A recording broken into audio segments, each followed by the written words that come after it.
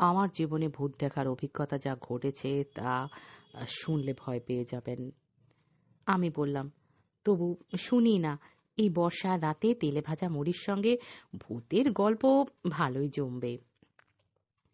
ভদ্রলোক আমাদের দুজনের দিকেই একবার ভালো করে তাকিয়ে বললেন, ওই যে দেওয়ালে ছবিটা ঝুলছে, ওই ছবিটা কার বলুন দেখি।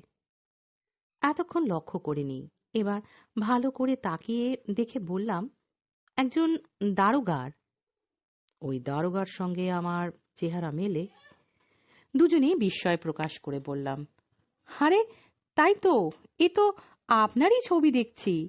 হ্যাঁ, আমারই ছবি, তবে যৌবনের।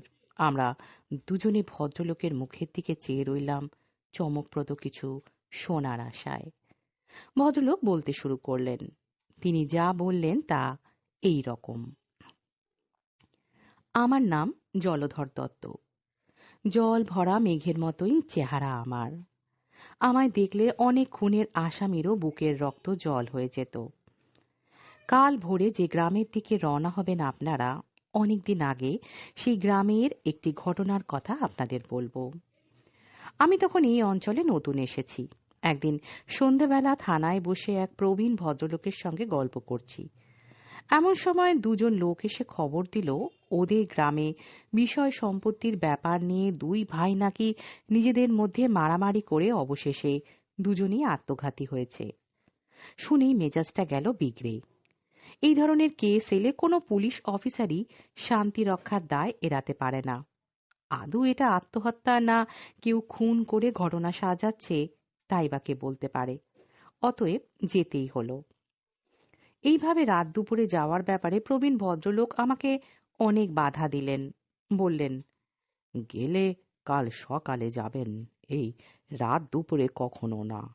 একে এই অঞ্চল ভালো নয়, তার উপর আপনি পুলিশের লোক, কার মনে কি আছে কে জানে। আমি তার কথা না শুনেই রওনা দিলাম। বললাম, পুলিশের লোকের প্রাণের ভয় থাকলে কি চাকরি করা চলে? তাছাড়া আমার নাম জলধর, জল ভরা মেঘ আমি। কেউ কিছু করতে এলে ভাসিয়ে দেব তাকে। এই বলে আমার কনস্টেবল জনাকে নিয়ে ওদেরই গরুর গাড়িতে চেপে রওনা হলাম ওদের সঙ্গে। তখন গ্রীষ্মকাল, তাই পথযাত্রায় কোনো অসুবিধে হলো না। যাই হোক, গ্রামে পৌঁছতে অনেক রাত হয়ে গেল। গিয়ে দেখলাম ছেলে মেয়ে বৃদ্ধ বৃদ্ধার একটি দল একটি ঘরের সামনে ভিড় করে আছে। আমি গিয়ে ঘরের শিকল খুলে ভেতরে